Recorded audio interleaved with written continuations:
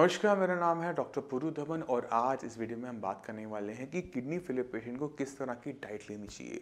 Diet जो होती है बहुत इंपॉर्टेंट होती है किडनी फेलियर पेशेंट के अंदर, क्योंकि अगर आप खाना ढंग से खाओगे आपकी किडनी को खाना ढंग से मिलेगा, उसे ताकत अच्छे से मिलेगी, वो पहले से बेटर काम करेगी। मगर अगर आप वहीं पर खाना खाना बंद कर देते हो, खाना खाना कम कर देते हो, तो उसका उल्टा असर हमारी किडनी पर पड़ना शुरू होता है। आपने खाना कम खाया, आपकी किडनी को कम ताकत गई और जो काम कर रही थी वो भी करना छोड़ देती है। तो डाइट का सीधा सीधा असर हमारी किडनी की हेल्थ पर भी पड़ता है, हमारी पूरी बॉडी की हेल्थ पर पड़ता है, हमारी किडनी की हेल्थ पर भी पड़ता है। मगर आजकल हमें एक बहुत कॉमन दिक्कत देखने को मिल रहे हैं कि कुछ डॉक्टर्स जो होते हैं वो किडनी फेलियर पेशेंट को खाने पीने का जो है बहुत ज़्यादा टाइट कर देते हैं कि आपने सिर्फ घिया तोरी टिंडा खाना है। अब जब हम किसी पेशेंट को किडनी फेलियर के पेशेंट को घिया तोरी टिंडा खाने के लिए कहते हैं कि आपने सिर्फ घिया तोरी टिंडा खाना है, उसे उबाल के खाओ, उसमें सिर्फ नमक हल्दी डालो, तो एक कॉमन दिक्कत हमें देखने को मिलती है कि पेशेंट अपना बहुत तेज़ी से वेट लूज़ करना शुरू कर देता है। अब ये जो वेट लूज़ हो रहा है उसकी बॉडी में वीकनेस आ रही है, पहले क्रेटिनिन डाउन होगा, फिर वो अप होना शुरू हो जाता है और पेशेंट की कंडीशन पहले ख़राब थी वो और ख़राब होनी शुरू हो जाती है। तो अगर हम सही तरीके से खाना नहीं खाते तो हमारी कॉम्प्लिकेशंस और बढ़ जाती हैं। तो इसको थोड़ा सा डिटेल में चलते हैं और देखते हैं कि कैसा खाना पीना बंद करने से रिपोर्टों में थोड़ा सा बदलाव आता है मगर आपका शरीर पूरा ख़राब हो जाता है। पहले केटनिन को समझने की कोशिश करना है कि केटनिन क्या है और कहाँ बनता है। केटनिन एक टाइप का प्रोटीन है जो हमारी मसल्स में बनता है। तो जब मैं किसी पेशेंट को अगर कहूँ कि आपने सिर्फ घिया तोरी या टिंडा खाना है, उसे उबाल के खाना है, तो पेशेंट कुछ दिन तो खा पाएगा। उसके बाद उसे उस खाने से ना अजीब सा नोजिया वॉमिटिंग से शुरू हो जाएगी, क्योंकि उसे वो खाना अच्छा नहीं लग रहा होगा। आप कितने दिन घिया तोरी टिंडा खा सकते हो? कुछ दिन खा पाओगे, उसके बाद खा नहीं पाओगे। अब ये जब पेशेंट ने खाना खाना कम कर दिया, जहाँ वो पहले 2 रोटी खाता था वहाँ पर वो आधी रोटी खा रहा है, तो उसकी बॉडी ने वेट लूज़ करना शुरू किया। अब वेट लूज़ कहाँ से हो रहा है? मसल से हो रहा है। तो हिंदी में कहावत है, ना होगा बाँस ना बजेगी बाँसुरी। अब ना होगी मसल्स ना बनेगा क्रेटिनिन। तो अगर हम खाना पीना बंद कर कर मसल्स को ख़त्म करके क्रेटिनिन को डाउन करते हैं, तो यहाँ आपकी किडनी को कोई फ़ायदा नहीं होता, किडनी आपकी और तेज़ी से ख़राब होनी शुरू होती है। तो ऐसे पेशेंट के अंदर हमें एक पैटर्न नज़र आता है कि पहले क्रेटिनिन डाउन हुआ, 2-4 महीने डाउन रहा, उसके बाद जब वो बढ़ना शुरू होता है तो पेशेंट कंडीशन सीवियर होनी शुरू हो जाती है। बॉडी में स्वेलिंग आ गई, खून बनना बंद हो गया क्योंकि हमने खाना नहीं खाया, बॉडी में प्रोटीन बनना बंद हो गया क्योंकि हमने कुछ खाया ही नहीं है पिछले 2-3 महीने से।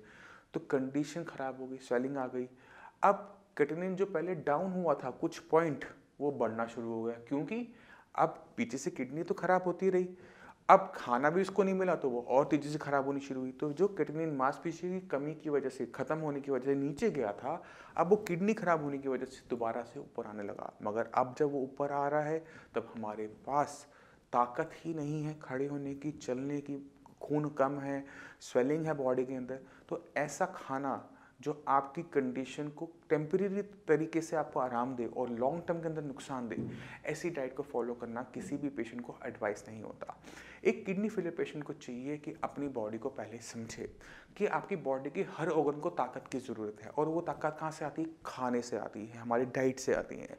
हम जो खा रहे हैं वो हमारी किडनी को भी मिल रहा है, और हमारी किडनी कम काम कर रही है तो उसका खाना पीना बंद करेंगे तो वो पूरी ख़राब हो जाएगी। तो उसे खाना देना है, मगर क्या देना है?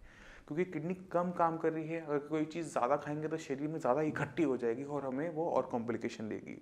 जैसे अगर हम किसी किडनी फेलियर पेशेंट को बोलते हैं कि आप गुड़ खाओ, अब गुड़ के अंदर पोटेशियम की मात्रा ज़्यादा है, पोटेशियम शरीर में इकट्ठा हो जाएगा तो क्या करेगा? हार्ट अटैक ले आएगा, पेशेंट को एकदम डायलिसिस करवाना पड़ेगा, पैल्पेशन होनी शुरू हो जाएंगी, मांसपेशियाँ एकदम ढीली हो जाएंगी। तो हमें नहीं चाहिए।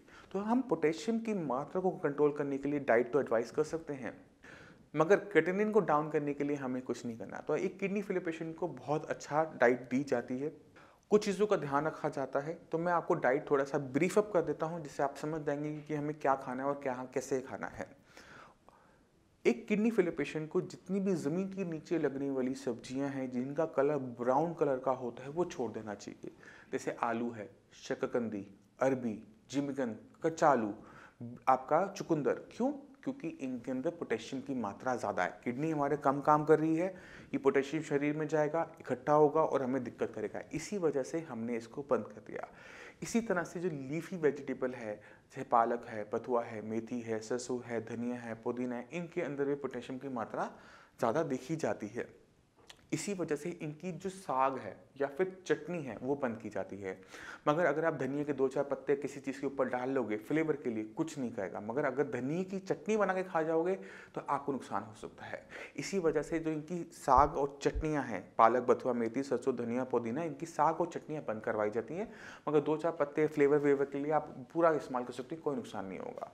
अब जितनी भी सब्जियाँ बाकी बचती हैं, चाहे वो गाजर है, मूली है, बैंगन है, शलगम है, मटर हैं, आपके घिया, तोरी, परवल, पेठा, करेला है, जितनी भी सब्जियां बचती हैं, जितनी चाहो उतनी खाओ, जैसे खाओ, जाना खाना चाहते हो वैसे खाओ। चाहे आप इनकी रोटी सब्जी खाओ, चाहे इसका आप पराठा बनाकर खाओ, आपको कोई नुकसान नहीं होगा, क्योंकि जितना खाना अच्छा आप खाओगे आपकी बॉडी को अच्छा मिलेगा। बस आपने छोटा सा ध्यान क्या रखना है कि जब भी आप पराठा बनाओ ना, उसे तवे पर तलो नहीं, उसको उतार के उसमें जो घी मक्खन लेना है हल्की मात्रा में, छोटी मात्रा में ले लो। क्योंकि रोटी और सब्जी और पराठे में ज़्यादा फ़र्क नहीं होता। रोटी सब्जी में हम सब्जी साइड में ले रहे होते हैं, मगर पराठे के अंदर वही सब्जी हम रोटी के अंदर फिल करके ले लेते हैं, बस इतना फ़र्क होता है। बाकी फ़र्क है घी और तेल का, वो हमने कंट्रोल कर लिया। तो पेशेंट को अगर उस पराठा पसंद है तो उसे पराठा दो, क्योंकि जब वो खाएगा तो उसके अंदर ताकत जाएगी, उसके अंदर विटामिन जाएंगे, उसके अंदर मिनरल जाएंगे, उसकी बॉडी को फंक्शन करने की जो मिनिमम रिक्वायरमेंट है वो पूरी आराम से फुलफिल हो जाती है। तो हमने चीज़ का ध्यान रखना है कि पेशेंट को हमने खाना पीना बंद नहीं करना, देना है। जो पसंद है आप खाओ, मगर कुछ रूल्स रेगुलेशन के साथ। तो ये बात होगी वेजिटेबल्स की। अब आते हैं फ्रूट्स के ऊपर। अब फ्रूट्स एक किडनी फेलियर पेशेंट में क्यों ज़रूरी, पहले इस पर डिस्कस कर लेते हैं। किडनी फेलियर पेशेंट के अंदर फ्रूट्स बिल्कुल भी ज़रूरी नहीं है। अगर हम फल नहीं खाते हमें कोई नुकसान नहीं होता, क्योंकि हम वेजिटेबल्स खा रहे हैं। वेजिटेबल और फ्रूट्स के अंदर सिर्फ मिठास का फ़र्क है। हमें किडनी फेलियर पेशेंट के अंदर मिठास की ज़रूरत है नहीं है, बाकी विटामिन मिनरल्स तो हम सब्जियों से, सारी सब्जियों से ले ही रहे हैं। अब ये जो अब फ्रूट्स के अंदर एक खास बात क्या होती है कि वो खट्टे भी होते हैं। मैक्सिमम फ्रूट्स हैं, संतरा है, मौसमी है, कीनू है, अंगूर है, आम है, सब में खटास है। अब जब पेशेंट कोई खट्टी चीज़ खाना शुरू करता है तो उसके अंदर एसिड जाता है। अब एक कंडीशन होती है किडनी फेलियर के अंदर, वो है मेटाबॉलिक एसिडोसिस। ये मेटाबॉलिक एसिडोसिस क्या है इसको समझने की कोशिश करते हैं।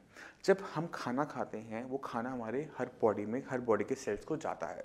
जब वो खाना खा रहा है तो वो कुछ ना कुछ वेस्ट मटेरियल बनाता है, उसमें एक फॉर्म होती है एसिड की। ये एसिड किडनी बाहर निकालती है नॉर्मल तरीके से, मगर जब किडनी कम काम कर रही होती है ये एसिड निकल नहीं पाता। ये एसिड शरीर में इकट्ठा होना शुरू हो जाता है और हमारा जो ब्लड है ना वो एसिडिक हो जाता है। अब जब ये एसिडिक ब्लड हमारी किडनी में जाएगा तो किडनी को और तेज़ी से नुकसान पहुंचाना शुरू करता है और हमारी कंडीशन खराब, तेज़ी से खराब होनी शुरू होती है। लेवल 1 महीने पहले 4 था, अगले महीने 5, अगले महीने 7, ये तेज़ी से जंप करना शुरू करता है, क्योंकि ये एसिड किडनी को तेज़ी से नुकसान कर रहा है। अगर ऐसी कंडीशन के अंदर पेशेंट खट्टे फल खाएगा तो कंडीशन और ख़राब होगी और तेज़ी से ख़राब होगी। इसी वजह से जितने भी फ्रूट्स हैं वो बंद करवा दिए जाते हैं। जितने भी खट्टे फल हैं वो तो पूरी तरह से बंद करवा दिए जाते हैं। कुछ फ्रूट्स हैं जो हम अलाउ करते हैं, वो उसमें सबसे पहले आता है पपीता, चीकू, शरीफा, क्योंकि ये किसी भी फॉर्म में, चाहे वो कच्चा हो चाहे वो पक्का हो, कभी भी खट्टे नहीं होते। जब वो कच्चे थे तो वो कसीले थे, जब वो पक गए तो वो मीठे हो गए, बट खटाई उसमें कभी भी नहीं आई, उसमें कभी भी सिट्रिक एसिड, एस्कॉर्बिक एसिड नहीं बना। तो ऐसे फ्रूट जो जब कच्चे हैं, कसीले हैं, पकने पे मीठे हो जाते हैं, वो आप खा सकते हो।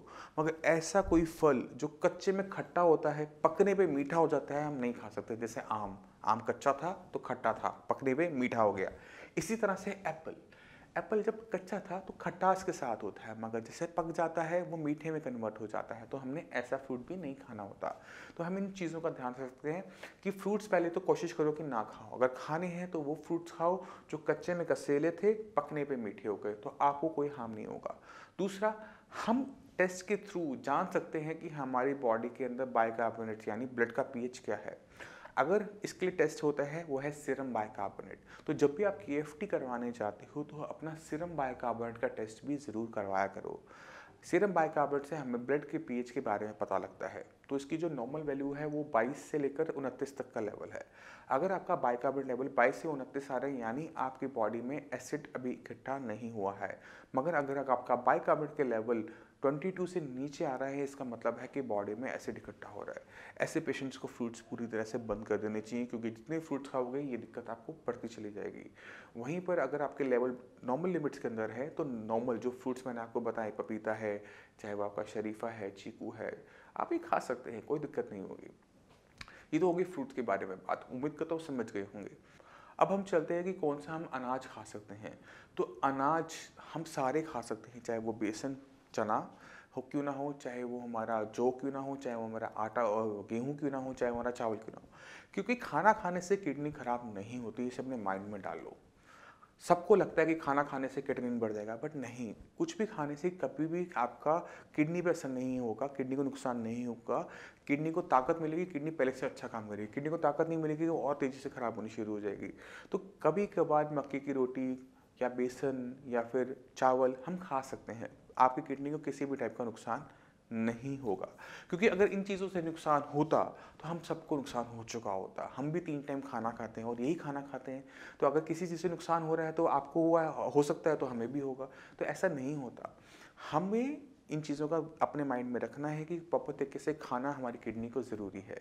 अगर हम इसे सही तरीके से फॉलो करेंगे, हमारी किडनी को अच्छा तरीके से ताकत मिलेगी, वो पहले से अच्छा काम करेगी। अच्छे से काम करने का मतलब है कि अच्छे तरीके से खून की सफाई करेगी, किडनी शरीर से ज़्यादा बाहर जाएगा, यूरिया अच्छे तरीके से बाहर जाएगा। तो हमें इन चीज़ों का ध्यान रखना है। हमने और किन चीज़ों का ध्यान रखना होता है कि हमें प्रोटीन नहीं लेना होता।